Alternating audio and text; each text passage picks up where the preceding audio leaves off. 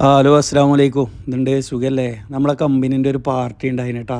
New year പാർട്ടിയാണ്. അതൊരു farm ഹൗസിൽ വെച്ചിട്ടാണ് ഉണ്ടായിന്. അവിടെ എന്ന് പറഞ്ഞാൽ ഒരുപാട് മരങ്ങളുണ്ട്. അതേപോലെ അത്തിപ്പായോ, അതുപോലെ അനാറ്, പിന്നെ ഒരുപാട് മരങ്ങളുണ്ട്. പക്ഷെ അത്തിപ്പായോ അനാറെല്ലാം ഇവിടെ പിടിച്ചു. പിന്നെ കുറച്ച് പക്ഷികൾ, പിന്നെ ഇത് നമ്മളെ കാടില്ലേ, കാടിൻ്റെ ഒരു വേറെ ടൈപ്പാണ്. ആട്, അങ്ങനെ ഒരുപാട് സാധനങ്ങളുണ്ട്.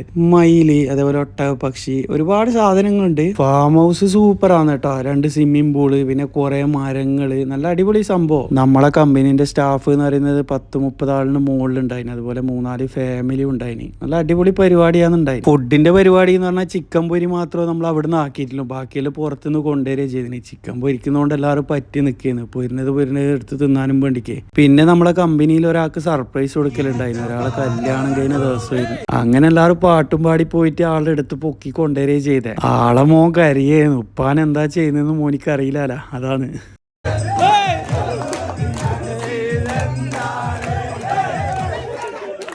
അങ്ങനെ രണ്ടാളി ആടെ ഇരുത്തിയിട്ട് കുറേ ടൈം പാട്ടെല്ലാം പാടിയതിന് ശേഷം കേക്കെല്ലാം മുറിച്ച് എല്ലാവരും കഴിച്ച്. അതിനുശേഷം ബോസിന്റെ വക രണ്ടാൾക്കും സർപ്രൈസ് ആയിട്ട് ഗിഫ്റ്റ് എല്ലാം കൊടുത്തിന് കേട്ടോ. ഞാൻ ഈ കമ്പനിയിൽ വന്നിട്ട് അത്രേ ആയിട്ടുള്ളൂ, 6-8 മാസവും ആയിട്ടുള്ളൂ. ഫസ്റ്റ് അത് ഇങ്ങനത്തെ ഒരു പരിപാടിക്ക് പങ്കെടുക്കും. കമ്പനിക്ക് ഏകദേശം 8 ഷോപ്പ് ഉണ്ടാവും. അല്ലേ അങ്ങനെ എല്ലാവരും കൂടിയതല്ലേ. അങ്ങനെ 1 മണിക്കൂറോളം ഒരു ചെറിയൊരു മീറ്റിംഗ് ഉണ്ടായിന്. അങ്ങനെ മീറ്റിംഗ് കഴിയുമ്പോൾ ഏകദേശം ഒരു 9 മണിയോളം ആയിന്. നല്ല തണുപ്പല്ലേ. അങ്ങനെ തീയെല്ലാം ഇട്ട് പാട്ടെല്ലാം പാടി